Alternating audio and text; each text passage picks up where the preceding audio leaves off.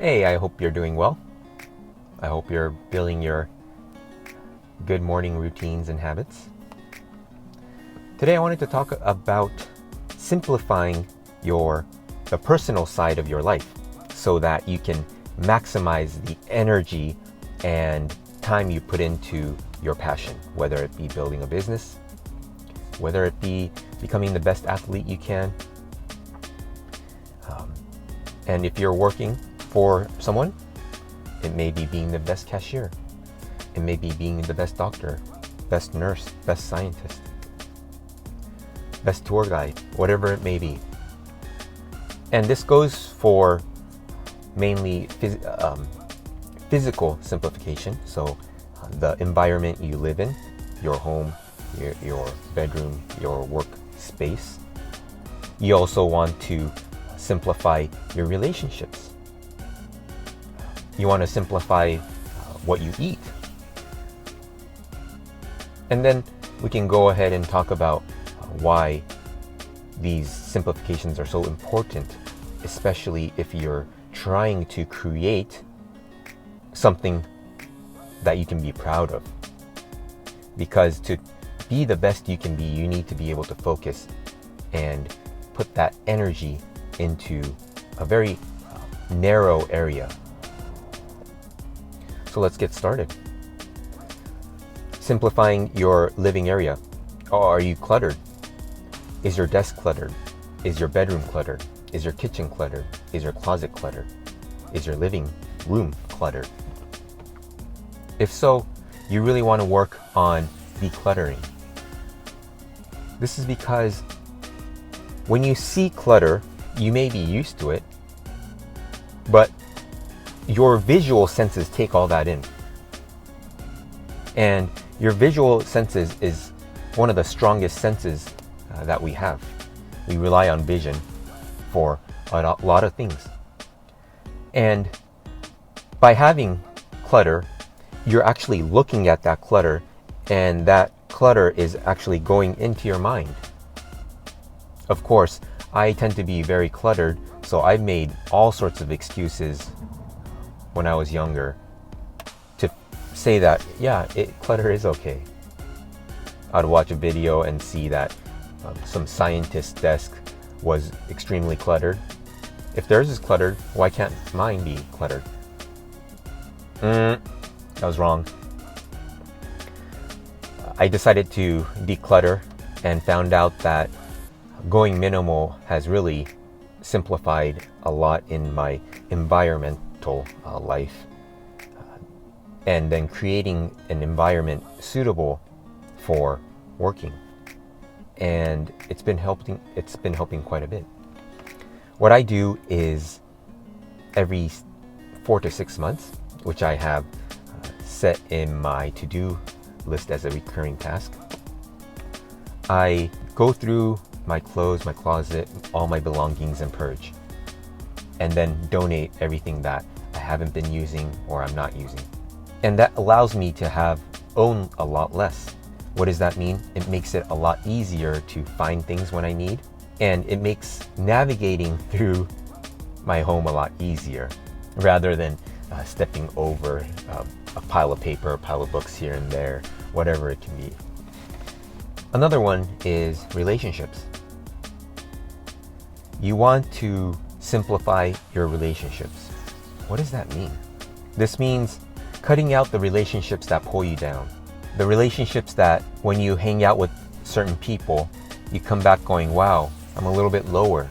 I feel less energy. I'm tired. Or it could be opposite. It could be anger. Oh, I feel angry. You want to cut those out. And not only that, you don't want to fill your life up with all sorts of obligations to hang out with friends, families, whoever it may be, so that you don't have enough time to think for yourself.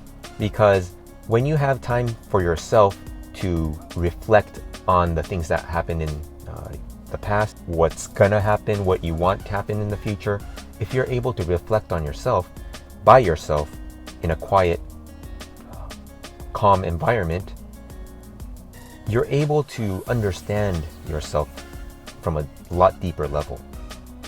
And by simplifying your relationships, you have a lot more time to do so.